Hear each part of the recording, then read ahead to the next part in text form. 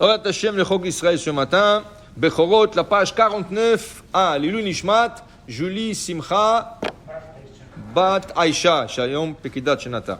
Dit la Gemara va parler de Bechor, le Pidyon à Bechor. Alors nous avons la mitzvah de racheter un Bechor. Pourquoi? Parce que normalement le Bechor est sacré du ventre.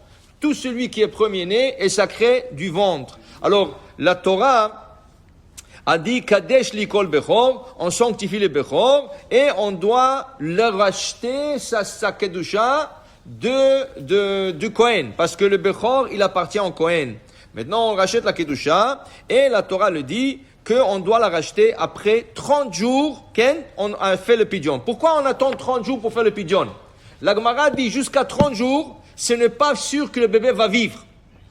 Alors il n'est pas bar kayama, il n'est pas sûr de vivre.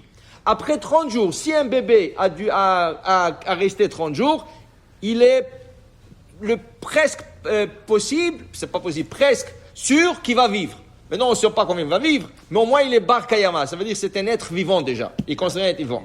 Maintenant, la Gemara voudrait savoir, Itmar apodet beno betor shloshim yom. Qu'est-ce qui arrive si quelqu'un a fait le pidyon dans les 30 jours? Il s'est trompé.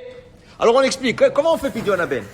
Si quelqu'un est né mardi, alors tu prends un calendrier, tu descends dans le calendrier 4 cases de mardi. Le prochain mardi, c'est une semaine, ça fait 8 jours. Le prochain mardi, c'est 7 jours de plus, ça fait 15. Tu descends la troisième case, 15 plus 7, c'est 22. 22. Plus 22 plus 7, c'est 29. 4 mardis, ça va donner 29 jours. Mais il faut 30 jours. Alors le mercredi, il va faire 30 jours. Ça veut dire que le pidyon à Ben, c'est seulement jeudi. Parce qu'il faut que ça soit 30 jours complets. Donc, toujours, le jour de la naissance du bébé, tu ajoutes 2 jours, 4 semaines plus tard, plus 2 jours, c'est le 31e jour. Maintenant, il est possible des fois de faire le pidyon le soir du 30. Ça veut dire que, comme on a dit, lui, normalement c'est jeudi, tu peux le faire mercredi soir. C'est considéré déjà le lendemain. Mais qu'est-ce qui arrive si quelqu'un s'est trompé? Il a dit, il est né le mardi, 4 semaines plus tard, je vais lui faire pidyon à Ben, il a fait le pidyon à Ben le mardi. Mais le mardi, c'était que 29 jours? Non. C'est 29 jours? Alors 28, 29? Qu'est-ce qu'on fait dans ce cas? Dit la Gemara, Rav Amar Beno Padouy, Rav il dit, le pidyon est valable, il est racheté le bébé, ou Shmuel Amar, et Shmuel dit, En Beno Padouy, il n'est pas racheté, ça veut dire qu'il faut refaire le pidyon à Ben. Le problème, l'argent, c'est pas un problème. Le Kohen te rend l'argent, et après 1 jour ou 2 jours, quand c'est la date, tu redonnes. Okay? Le problème, c'est la beracha. Il y a 2 brachot à dire. Asher kedisham mitzvah mitzvah al pidyon à Ben. Et après tu dis, Shehayanu vekimanu vegarazman. Ces 2 brachot sont partis en vain. Parce que tu les as fait avant leur temps. Selon Shmuel. Comme qui est la halakha? Je saute quelques lignes de la Gemara. Ilchata la halakha kavate de Shmuel. Ici, la halakha est comme Shmuel. Il y a des règles entre Rav et Shmuel. Des fois, la halakha, comme Rav, la Gemara dit, que Rav be'issouré, tout ce qui est question de permis interdit, toujours la halakha est comme Rav, quand ce père de rabbin discute, quand c'est une question cachère, pas cachère, interdit, permis, la halakha est comme Rav, et que Shmuel bedine, quand c'est une question monétaire, des litiges monétaires, là on suit l'opinion toujours de Shmuel. Ici, c'est une question interdite de faire une bracha le batala, quel monétaire. Alors la Gemara dit, ici, la halakha serait comme Shmuel, qui veut dire que le parent devrait demander à un rabbin ou quelqu'un compétent pour dire ce qu'on le pidyon à Ben. Pour qu'il ne se trompe pas, il le fait avant le temps. Même retardé, c'est pas bon. Même retardé. Par exemple, le bébé, on doit le faire vendredi matin.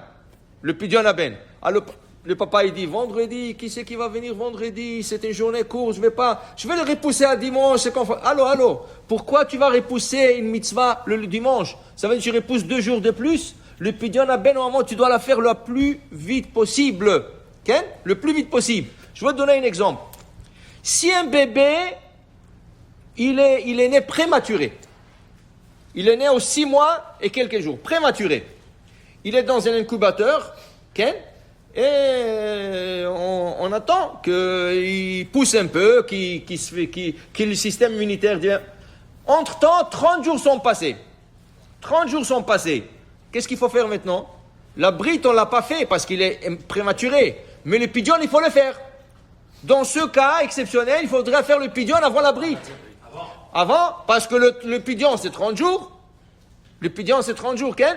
Alors, il y a qui disent que ça dépend à quel état est le bébé. Il y en a qui disent que si vraiment il dépend des machines, alors on ne peut pas lui faire pidion. Pourquoi? Qu'est-ce qu'on a dit? Le pidion, c'est après 30 jours, parce que là, après 30 jours, c'est un bébé qui va vivre. Mais là, s'il dépend de machines, on n'est pas sûr qu'il va vivre encore. Ok? Alors, il y en a qui disent, oui, mais il faut voir à quel stade. Ça veut dire jusqu'à combien il dépend des machines.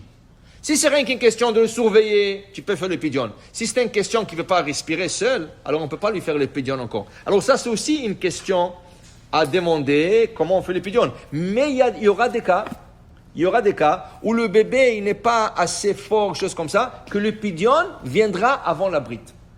Le pidion viendra avant la brite. Alors tu ne repousses pas une pidion à ben. Le pidion à ben, tu le fais en son temps. Comme une brite. Une brite, il faut la faire la plus vite possible. Qui veut dire quoi? Un bébé est né mardi, tu fais mardi. Okay? Maintenant, mardi, tu le fais le plus tôt possible le matin. Okay? Mais là, qui te disent, par exemple, si une brite tombe un dimanche, oh, c'est un dimanche, on va faire un brunch. Pourquoi tu vas faire un brunch? La brite, ça commence dès que le soleil se lève, tu dois faire déjà la brite. Ok, alors tu dois faire la prière. Fais ta prière. Et après, tu fais, mais attends pas un brunch. Tu n'attends pas un brunch. Tu fais le plus vite possible. Alors il faut savoir que le mitzvot, il faut le faire le plus possible. Regardez Avraham Avinu. Avraham Avinu, Hachem lui dit, prends ton fils et monte-le comme sacrifice. Qu'est-ce qu'il fait Avraham? Vayashkem Avraham baboker. Et Avraham se leva tôt le matin pour aller. Normalement, tu lui dis, prends ton fils pour aller faire sacrifice. Avraham aurait dû prendre son temps. Pourquoi je vais me réveiller à 6 heures? J'ai le temps. Je vais me réveiller à 10 heures. Doucement, doucement, je m'habille, j'ai fait ma prière. Il aurait pu tirer la journée. Et Avraham n'a pas tiré la journée. Même s'il s'agissait de prendre son fils comme sacrifice, Vayashkem Avraham baboker, Vayikach et beno. Il a pris son fils pour le faire comme sacrifice. Alors, la brite Mila, on apprend d'Avraham. Ça veut dire que tu fais la brite la plus tôt possible. Le pidion ben en son temps. Toutes les mitzvot en leur temps. La prière du matin en son temps. Jamais repousse les choses. Fais les choses en leur temps et le plus vite possible. Amen ve amen.